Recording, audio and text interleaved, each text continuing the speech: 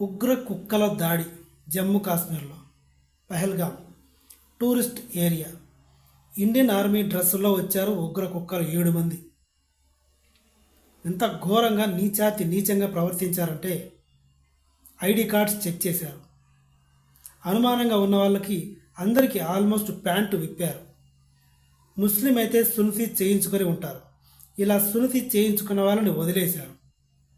హిందువులను టార్గెట్గా చేశారు. చెక్ చేసుకొని పాయింట్ బ్లాక్లో గన్ పెట్టి కాల్చారు. ఒక నేవీ ఆఫీసర్కి 6 రోజుల క్రితం పెళ్ళయింది. హనీమూన్లో భాగంగా వచ్చారు. లేపేశారు. భార్య ముందే భర్తని పాయింట్ బ్లాక్లో గన్ పెట్టి కాల్చేశారు. ప్లీజ్ ముజే భీ గోలీ మారో అని ఆవిడ నన్ను కూడా కాల్ చేయండి అని చెప్పి వేడుకుంది. వాళ్ళు ఏమన్నారో తెలుసా? జాకే మోడీ మాదర్ చోత్కి బోలో ఇదర్ క్యా హువా, ఇక్కడ ఏం జరిగిందో వెళ్ళి మోడీకి చెప్పు. అలా చెప్పాలంటే నువ్వు ఇంకా బ్రతికే ఉండాలి, అందుకే నిన్ను వదిలేస్తున్నాం అని. అంటే హిందీలోనో ఉర్దూలోనో జరిగిన కన్వర్సేషను అదే నేను మీకు చెప్పాను. ప్రతి దాంట్లో తప్పులు వెతకొద్దు దయచేసి. నిన్ను వదిలేస్తున్నాం, ఇక్కడ ఏం జరిగిందో నువ్వు చెప్పాలి మోడీకి అని చెప్పి ఆవిడ్ని వదిలేశారు. విశాఖపట్నంకి చెందిన ఇంకో వ్యక్తిని కూడా వెంటాడి కాల్చారు. ఆ వ్యక్తి, దయచేసి నన్ను వదిలేయండి, నేను పరిగెత్తలేను, దయచేసి నన్ను వదిలేయండి ప్లీజ్ అని కాళ్ళు పట్టుకుంటే కూడా వదలలేదు.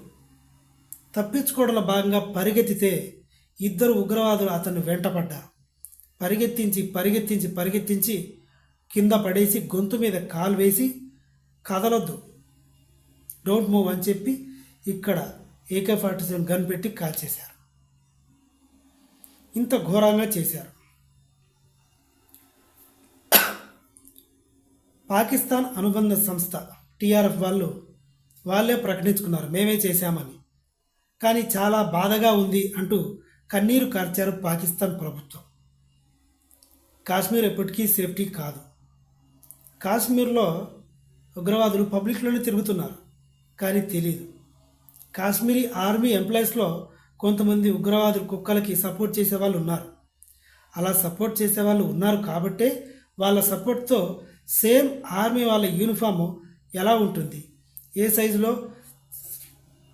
ఏ సింబల్స్తో ఎలా ఉంటుంది అన్నీ కాపీ చేసి సేమ్ అలాంటి డ్రెస్సులతోనే లోపలికి వచ్చారు. ఇది భద్రతా వైఫల్యం అనే చెప్పుకోవచ్చు. ఇలా జరిగిందన్నమాట. జై హింద్. 28 మంది పోయారు. ఇదంతా గాంధీ అనే కుక్క వల్ల జరిగింది. గాంధీజీ అనే కంత్రి కుక్క అందరూ సమానమే అని చెప్పి వాళ్ళని తీసుకొచ్చి ఇక్కడ వేశాడు. మంచోళ్ళు ఉన్నారు మన దేశంలో ముస్లిమ్స్. నిజమైన ముస్లిం ఎప్పుడూ ప్రాణం తీయాలి, ఎదుటోడు నాశనం అయిపోవాలి అని నిజమైన ముస్లిం ఎప్పుడూ అనుకోడు. అలా అనుకుంటే వాడు ముస్లిమే కాదు. జై హింద్.